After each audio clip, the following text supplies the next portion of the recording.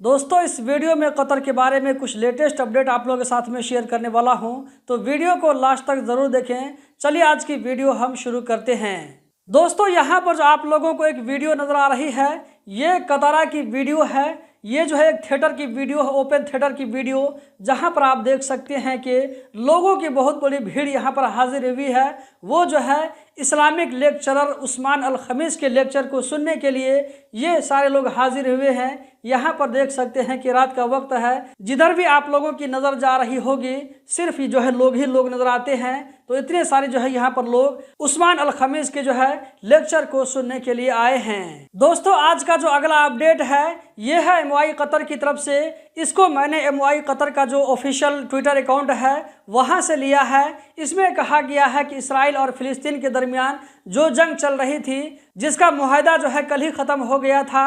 आप लोगों को मालूम होगा कि कतर की कोशिशों से 4 दिनों तक के लिए सीज फायर का वहाँ पर जो मुआहदा हुआ था, ये सीज फायर जो है कल यानी कि 27 नवंबर को ही ख़त्म होना था।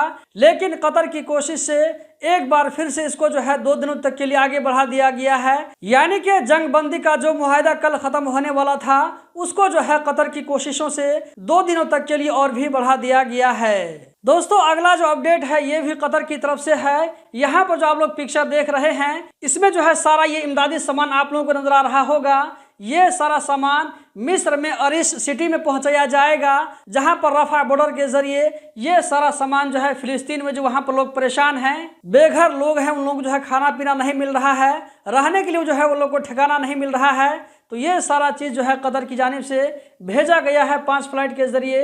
ये जो है टोटल 156 टन यहाँ पर बताया जा रहा है। दोस्तों आज का जो अगला अपडेट है ये है कतर में होने वाले एशिया कप के बारे में। यहाँ पर कहा जा रहा है कि 1 दिसंबर जो कि आने वाला जुमा को पड़ रहा है, तो जुमा के दिन जो है एशिया कप के मैस्कोट को लॉन्च किया जाएगा। दोस्तों आप लोगों को मालूम होना चाहिए कि कतर में आने वाले साल 12 जनवरी से लेकर 10 फरवरी 2024 तक इस बीच में जो है कतर में फुटबॉल का एशिया कप खेला जाएगा। दोस्तों आज का जो अगला अपडेट है ये है कतर में मौसम विभाग की तरफ से। मौसम विभाग की तरफ से कहा गया है कि आज यानी कि 28 नवंबर मंगल का दिन, आज से जो है कतर में ठंडी बढ़ सकती है। दोस्तों आज का जो अगला अपडेट है आप यहाँ स्क्रीन पर देख सकते हैं। यहाँ पर कहा जा रहा है कि 29 नवंबर यानी कि कल से लेकर के 2 दिसंबर शनिचर तक एक एग्जीबिशन होगा मेड इन कतर के नाम से, जिसमें 400 से ज्यादा कंपनी और जो है फैक्ट्री वाले हिस्सा लेंगे।